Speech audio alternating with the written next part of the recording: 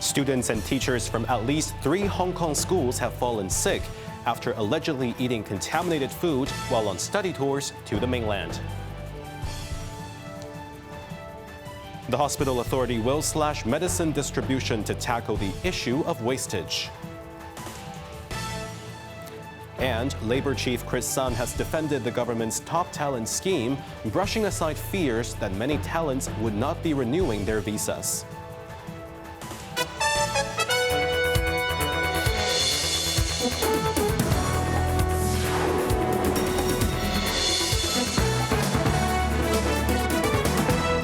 Good evening, you're watching Cable News. I'm Jeremy Chu. At least 7 local schools have reported cases of suspected gastroenteritis among teachers and students following 2 separate exchange trips to the mainland. A mainland restaurant which some affected students consumed meal has denied responsibility for the outbreak. While trip organizer China Travel Service said they will discuss with schools any changes to upcoming tours.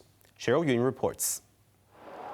The schools involving in the Shaoguan trip include Shatin Government Secondary School, Loksin Tong Ku Chiu Men Secondary School, and TWGHS Chen Zhao Men College in Kwai Chung.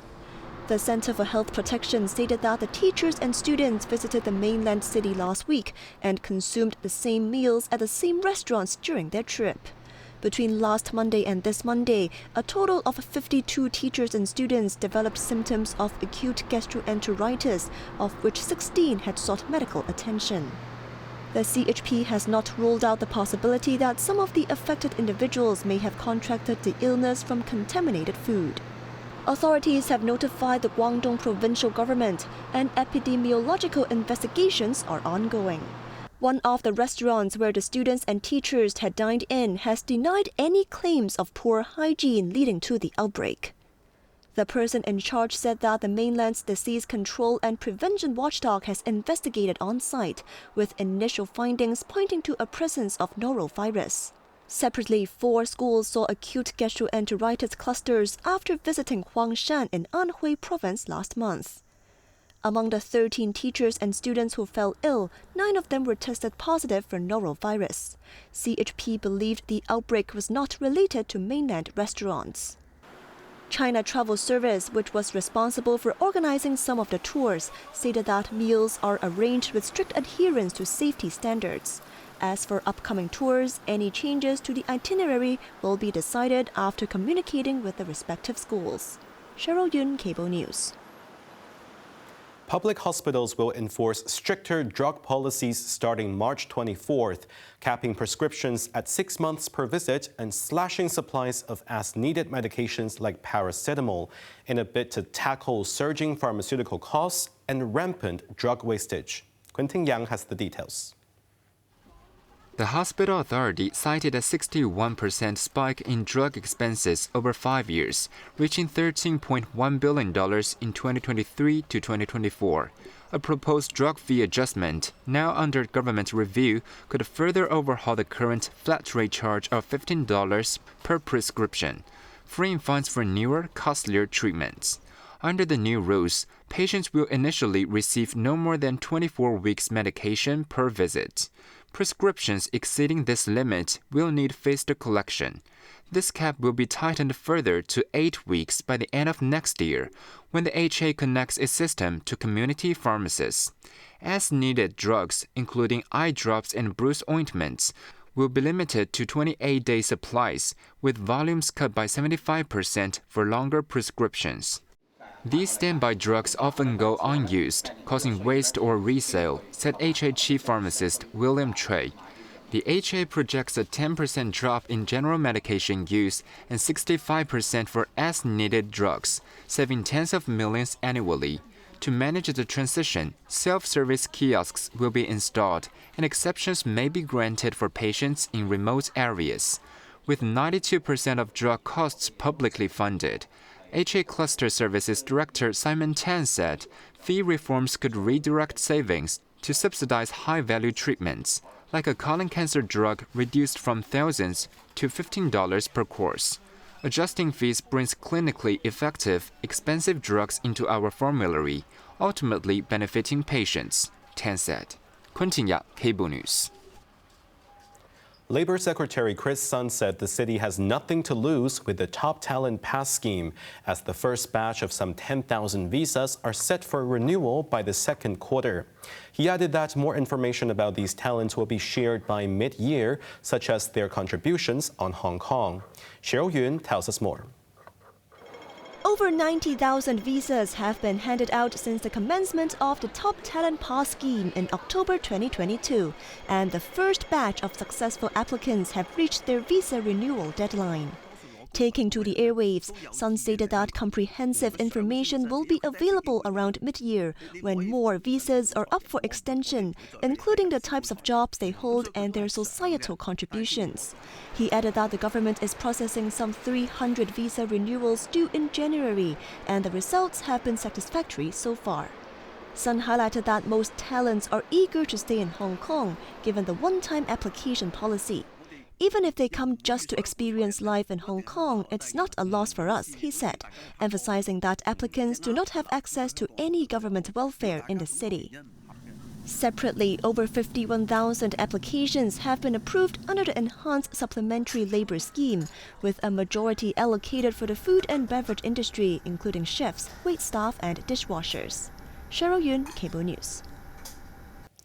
Despite a series of cost-saving measures, including a freeze on civil servants' pay and a reduction in establishment, the government has allocated a significant funding increase for civil servants' pensions and medical benefits.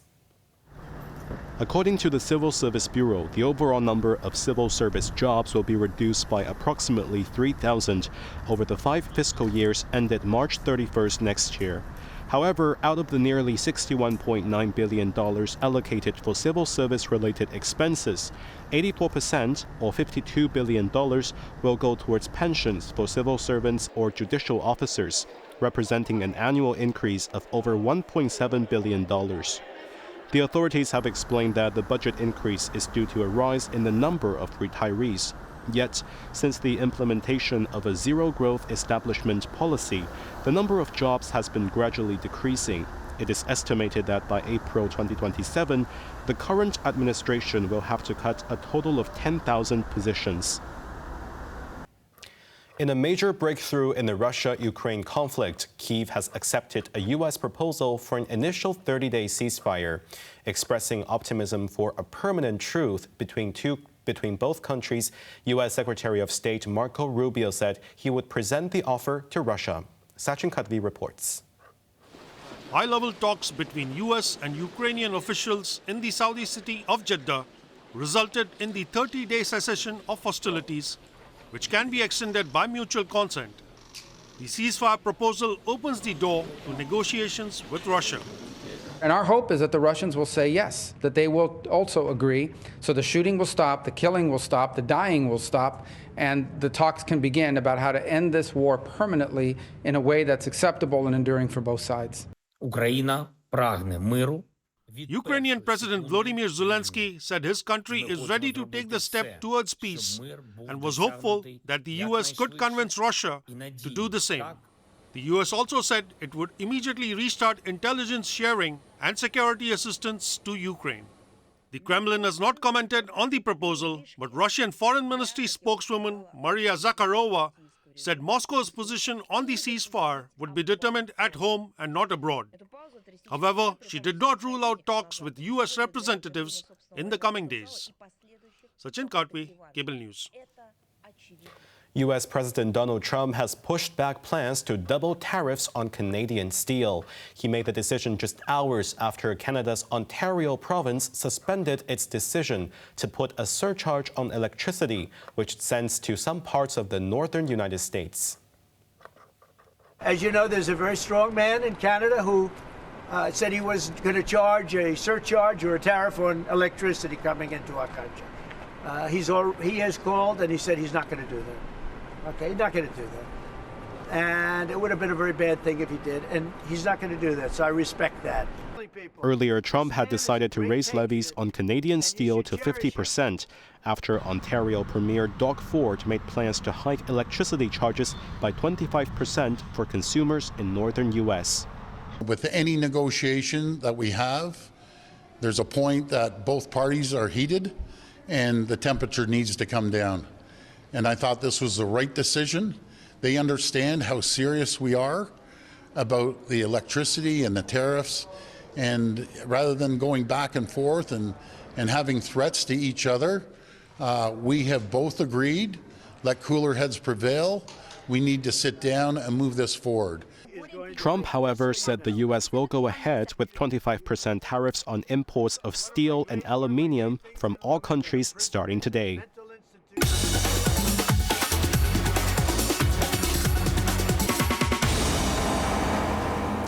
Cathay Pacific Airways reported a marginal 1% rise in its full-year profit, driven by higher passenger volumes and lower fuel prices, partly offset by a continued normalization of passenger yields in the second half. The city's flag carrier posted a net profit of $9.89 billion for 2024, compared with $9.79 billion reported a year earlier. Revenue for the year leaped 10% to reach $104.3 billion. Shareholders would be able to get a second interim dividend of $0.49 per share, bringing the whole year payout to $0.69 per share. The airline has carried 22 million passengers last year, marking a nearly 27% year-on-year jump. Passenger revenue rose almost 12%, while passenger yields dropped nearly 12%. Meanwhile, the flag carrier's budget arm HK Express, despite seeing its passenger numbers surging 47% year-on-year, dipped into the red, swinging to a net loss of $400 million from a profit of $433 million in 2023. Chief Executive Officer Ronald Lam expected to see further normalization of fares running into this year, and indeed fares of short-haul routes were fully back to normal last year. As capacity increases, ticket price on long-haul flights will be further adjusted downwards, he added. Now let's take a look at the stock market.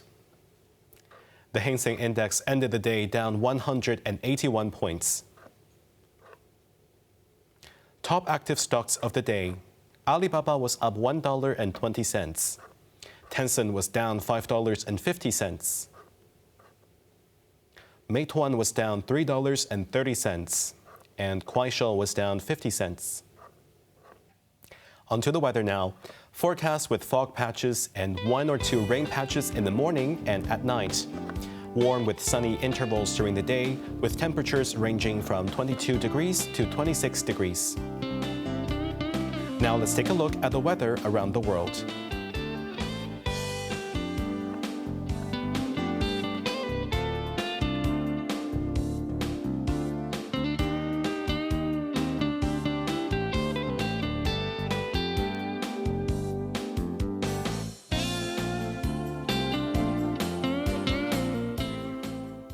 That's our news tonight. I'm Jeremy Zhu. Thank you for watching and good night.